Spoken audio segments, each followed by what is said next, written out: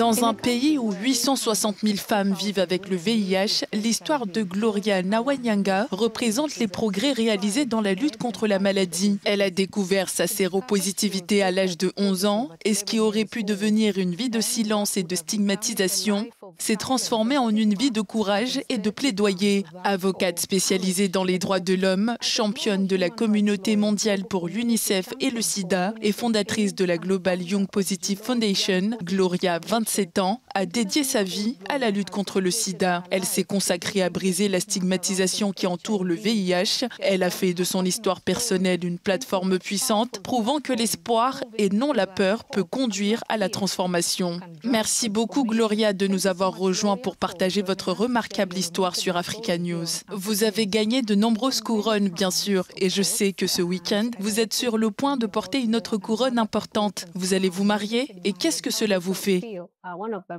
L'un des plus grands défis auxquels nous sommes confrontés en tant que jeunes vivant avec le VIH est de trouver l'amour. En raison de la stigmatisation et de la discrimination associée au VIH, de nombreuses personnes ne veulent pas sortir avec des personnes vivant avec le virus. Ils pensent que vous allez les flouer ou que vous ne les méritez pas.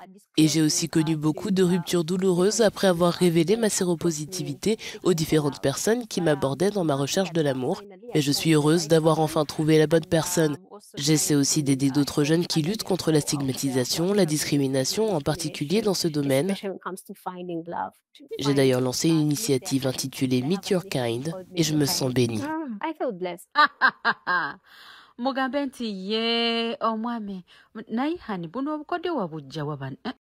Vaincre la stigmatisation est un aspect important de votre parcours. Racontez-nous le moment décisif où vous avez décidé d'assumer ouvertement votre séropositivité. La première fois, c'était quand j'étais au lycée en 2e année. J'aurais dû être à l'université à ce moment-là, mais comme nous avions des difficultés financières à la maison parce que mon père était malade et qu'il était le soutien de la famille, je ne pouvais pas changer d'université.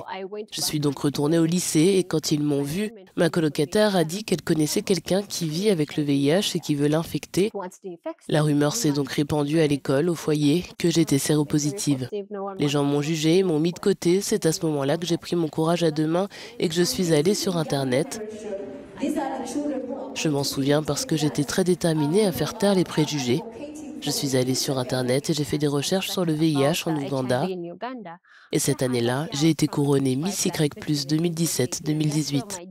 C'est à partir de là que j'ai commencé à vivre publiquement avec le VIH. Je voulais vraiment prouver aux gens qu'ils avaient tort et leur montrer que nous sommes tous humains. En tant qu'avocate, je me demande pourquoi les gens nous stigmatisent, nous discriminent. Nous méritons l'égalité des droits, nous méritons l'égalité des chances. Nous sommes des personnes comme les autres. Notre sang est aussi rouge que celui des autres. En tant que fondatrice de la Gilo Positive Foundation, vous avez permis à tant de jeunes de s'émanciper. Quel message souhaiterez-vous adresser aux jeunes femmes en cette journée internationale de la femme? Le message que j'adresse aux jeunes femmes à l'occasion de la journée internationale de la femme est le suivant. Nous sommes puissantes, nous sommes belles, nous sommes précieuses. Nous devrions toujours savoir que nous sommes les mères de ce monde. Si nous n'étions pas là, ce monde ne se multiplierait pas. Nous devons donc nous valoriser et savoir que nous sommes le phare de la société. N'oubliez donc jamais cette origine. Sachez que vous devez être forte et que vous l'êtes, que vous êtes résiliente et que vous pouvez réaliser tout ce que vous voulez. Ne laissez pas le patriarcat vous prendre la tête. Ne laissez pas les inégalités entre les hommes et les femmes vous dépasser.